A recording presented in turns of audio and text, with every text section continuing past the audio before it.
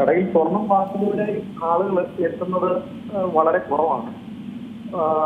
ഇത് കന്നിമാസം ഓഫ് സീസണാണ്. കേരളത്തിൽ പൊതുവെ കന്നിമാസം ഒരു ഓഫ് സീസണാണ്. അതിനോടൊപ്പം ഈ ഇടുക്കി പോലെ ഈ വിലവർദ്ധനോട് ഉണ്ടായതിനെ തുടർന്ന് ആളുകൾ സ്വർണം വാങ്ങുന്നതിന് ജ്വല്ലറികളെ ആശ്രയിക്കുന്നത് കുറഞ്ഞിരിക്കുകയാണ്. അതുകൊണ്ട് തന്നെ ഇപ്പോൾ ആളുകൾ കൂടുതലായി ജ്വല്ലറികളിലേക്ക് എത്തുന്നത് സ്വർണം വിൽക്കുന്നതിനാണ്. ഇന്ന് നിലവിലത്തെ വില അനുസരിച്ച് ഇന്നത്തെ പുതിയ സ്വർണത്തിന്റെ വില പോലും നൽകി നമുക്ക് പഴയ സ്വർണം വാങ്ങാവുന്ന തലത്തിലേക്ക് സ്വർണ്ണ വില മാർക്കറ്റിന്റെ ഉയർച്ച കാണിക്കുന്നുണ്ട്. അതുകൊണ്ട് നിരവധിയായിട്ടുള്ള ആളുകൾ അവരുടെ വസ്തു വാങ്ങുന്നതിന് വീട്ട് വെക്കുന്നതുമായിട്ട് ആവശ്യമായിട്ടുള്ള രീതിയിൽ സ്വർണം വിപണിയിലേക്ക് വിറ്റഴിക്കുന്ന തരത്തിലേക്ക് ഒരു തിരക്ക് അനുഭവപ്പെടുന്നുണ്ട്. വാങ്ങുന്നതിന് ആളുകൾ എത്തുന്നില്ല. അതേപോലെ തന്നെയാണ് ഇപ്പോൾ പല ജ്വല്ലറികളും ഇത് സംബന്ധിച്ചിടത്തോളം ഒക്കെ അതായത് കൂടുതൽ ഓഫറുകളൊക്കെ കൊണ്ടുവരുന്നുണ്ട്. അതായത് പണിക്കൂലിയിൽ ഇത്രയും ശതമാനം ഡിസ്കൗണ്ട് മുതലായ കാര്യങ്ങളൊക്കെ. ഇതൊക്കെ ഈ സംഘടന അറിഞ്ഞുകൊണ്ടാണോ, അല്ലെങ്കിൽ ഇവർക്ക് ഇങ്ങനെ പണിക്കൂലിയിൽ ഡിസ്കൗണ്ട് നൽകാനുള്ള ഒരു സാധ്യമാണോ അങ്ങനത്തെ ഒരു കാര്യം? ഇതെങ്ങനെയാണ് ഈ ഡിസ്കൗണ്ടുകളൊക്കെ തന്നെ? അപ്പോൾ മറ്റുള്ള ഈ അസോസിയേഷൻ അടക്കമുള്ള കാര്യങ്ങളിലൂടെ ഈ കാര്യങ്ങളൊക്കെ അറിയിക്കണ്ടേ? ഇപ്പോൾ യഥാർത്ഥത്തിൽ സ്വർണം വിൽക്കുമ്പോൾ അല്ലെങ്കിൽ നമ്മൾ കസ്റ്റമേഴ്സിന് കൊടുക്കുമ്പോൾ പണിക്കൂലിയിൽ വലിയ ഇളവുകൾ നൽകാൻ സാധിക്കുന്ന ഒരു സമയത്തിലൂടെ അല്ല കടന്നു പോകും. കാരണം ഇതിന്റെ 24 ക്യാരറ്റ് ഗോൾഡിന്റെ വില വളരെ ഉയർന്നു നിൽക്കുന്ന ഒരു സമയമാണ്. അപ്പൊ അതിനനുസരിച്ച് ഉള്ള മേക്കിംഗ് ചാർജസ് ഇട്ടു വരുമ്പോൾ ന്യായമായിട്ടുള്ള ഒരു പെർസെന്റേജ് മേടിച്ചെങ്കിൽ മാത്രമേ ഇന്ന് വ്യാപാരികൾക്ക് ഈ വ്യാപാര മേഖലയിൽ പിടിച്ചു നിൽക്കാൻ സാധിക്കുന്നുള്ളൂ. ഇപ്പോ ഇതിനകത്തേക്ക് വളരെ ഓഫറുകളുമായി വന്ന അല്ലെങ്കിൽ 0% പണിക്കൂലി ഒക്കെ ആയിട്ട് വന്ന പല ജ്വല്ലറികളും ഇന്ന് ഇല്ല, പിക്ചറിലില്ല. വലിയ പരസ്യങ്ങൾ മനോരമയുടെ അല്ലെങ്കിൽ അതുപോലുള്ള വലിയ പ്രമുഖ മാധ്യമങ്ങളുടെ പുറംചട്ടയിൽ വലിയ പരസ്യങ്ങൾ നൽകിക്കൊണ്ട് വന്ന പല ജ്വല്ലറികളും ആളുകളെ കബളിപ്പിച്ചുകൊണ്ട് പോകുന്ന ഒരു സ്ഥിതിയാണ് ഉണ്ടായിരിക്കുന്നത്. അല്ലാതെ അല്ലെങ്കിൽ അവർ തന്നെ പണിക്കൂലി വളരെയധികം കൂട്ടിയിട്ടിട്ട് ഡിസ്കൗണ്ട് അതിൽ നിന്ന് നൽകാനല്ലാതെ വളരെ കുറഞ്ഞ ഒരു റേറ്റിലൊന്നും ഈ ഒരു സാഹചര്യത്തിൽ സ്വർണം നൽകാൻ സാധിക്കില്ല.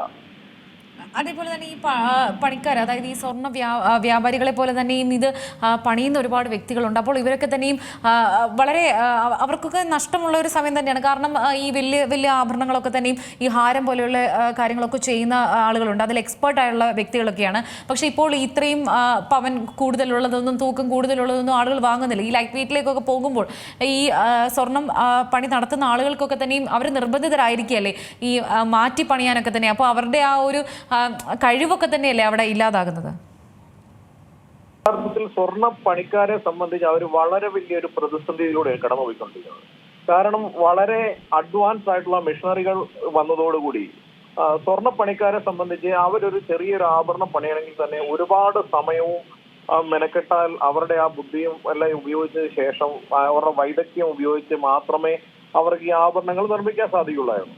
അത് നിശ്ചിത വെയിറ്റിന് കൂടുതലുണ്ടെങ്കിൽ മാത്രമൊക്കെ അവർക്ക് ആഭരണം ആ രീതിയിൽ മോൾഡ് ചെയ്തെടുക്കാനായിട്ട് സാധിക്കുള്ളായിരുന്നു. പക്ഷേ ഇപ്പോൾ മിഷനറി വിദേശത്തു നിന്നൊക്കെ ഒരുപാട് മിഷനറികൾ ഇറക്കുമതി ചെയ്തുകൊണ്ട് വൻകിടക്കാരായിട്ടുള്ള ആളുകൾ വളരെ കുറച്ച് പണിക്കാരെ ജസ്റ്റ് ബേസിക് കാര്യങ്ങൾ അറിയാവുന്ന ആളുകളെ മാത്രം ഉപയോഗിച്ചുകൊണ്ട് നേരത്തെ 100 പണിക്കാര് ഉള്ള ആവശ്യമായിരുന്ന സ്ഥലത്ത് ഇപ്പോ 5-10 പണിക്കാരെ മാത്രം ഉപയോഗിച്ചുകൊണ്ട് അതിവിദഗ്ധമായിട്ടുള്ള തൊഴിലാളികളെ മാത്രം ആശ്രയിച്ചുകൊണ്ട് ആണ് ഇപ്പൊ ഈ സ്വർണ്ണ നിർമ്മാണ മേഖലയും നിൽക്കുന്നത്. അതുകൊണ്ട് ഈ സ്വർണ്ണ പണിക്കാരായിട്ടുള്ള ആളുകൾ വളരെ ഒരു മോശം സ്ഥിതിയിലൂടെയാണ് അവർ കടന്നു പോകുന്നത്. അതുപോലെ തന്നെ ഈ കല്യാണവുമായി ബന്ധപ്പെട്ടൊക്കെ തന്നെയും ഇപ്പോൾ ആളുകൾ എത്തുന്നുണ്ടോ? അവർക്കൊക്കെ ഈ ആഭരണങ്ങളൊക്കെ തന്നെ നമുക്കറിയാം, ഇപ്പം 10 പവന്റെ സെറ്റ്, 20 പവന്റെ സെറ്റ്, അങ്ങനെ പറഞ്ഞ ഒരുപാട് സെറ്റുകളൊക്കെ ഉണ്ടായിരുന്നു. അപ്പോൾ ഇപ്പം നിലവിലെ ഒരു സാഹചര്യത്തിൽ എങ്ങനെയാണ് ഈ വിവാഹ പാർട്ടികൾ എത്തുന്നുണ്ടോ, അല്ലെങ്കിൽ അവരുടെ പ്രധാനപ്പെട്ട ഒരു ആവശ്യം അതെന്താണ്? ഇപ്പോ വിവാഹ പാർട്ടികൾ എത്തുന്നത് വളരെ ലൈറ്റ് വെയിറ്റ് ഉള്ള ആഭരണങ്ങൾ ആവശ്യപ്പെട്ടുകൊണ്ടാണ്. ഒരു ഇടത്തരത്തിന് മേളിലേക്കുള്ള ആളുകൾ, ഇടത്തരക്കാരും അതിന് മേളിലേക്കുള്ള ആളുകൾ വിവാഹത്തിന് ഒരു സെറ്റ് മാത്രം, ഒരു നല്ലൊരു ചോക്കർ അല്ലെങ്കിൽ ഒരു നെക്ലേസ് സെറ്റ്, അതിന് കൂടെ അതിന് ചേർന്ന കമ്മല്, ഒരു 2 വള, അത്രയും ഒരു സെറ്റ് മാത്രം ആഭരണമായി വാങ്ങുന്നതിനായിട്ടാണ് താല്പര്യപ്പെടുന്നത്. പിന്നെ കൂടുതലായിട്ട് സാധാരണക്കാരായിട്ടുള്ള ആളുകളാണ് കൂടുതലും പൊലിമയുള്ള ആഭരണങ്ങൾ തേടിയെത്തുന്നത്. അവര് 5 പവനിൽ തന്നെ ഒരു നെക്ലേസ്, ഷോമാല, വള, കമ്മലടക്കമുള്ളത് ലഭിക്കുമോ, അല്ലെങ്കിൽ അതിന് താഴെ ലഭിക്കുമോ എന്ന് ചോദിച്ചാണ് ആളുകൾ വരുന്നത്.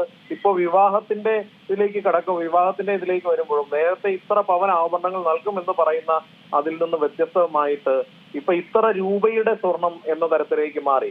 അപ്പൊ ഇത്ര രൂപയുടെ സ്വർണമാണ് നൽകുന്നതെന്ന് പറയുമ്പോൾ എത്ര വില കൂടിയാലും ഇപ്പൊ 5 ലക്ഷം രൂപയുടെ സ്വർണ്ണമാണ് നൽകുന്നതെന്ന് പറഞ്ഞാൽ എത്ര വില കൂടിയാൽ 5 ലക്ഷത്തിന്റെ സ്വർണം കണ്ടെത്തിയാൽ മതിയാവും. അതുകൊണ്ട് ആ രീതിയിലേക്കൊക്കെ ഇതിന്റെ കല്യാണത്തിന്റെ പർച്ചേസിംഗ് എല്ലാം മാറുന്ന ഒരു സമയത്തിലൂടെയാണ് നമ്മൾ കടന്നു പോകുന്നത്. ഏറ്റവും പുതിയ വാർത്തകളും വിശേഷങ്ങളും വിരൽത്തുമ്പിലറിയാൻ സീ മലയാളം ന്യൂസ് എല്ലാ ഡിജിറ്റൽ പ്ലാറ്റ്ഫോമുകളിലും ലഭ്യം.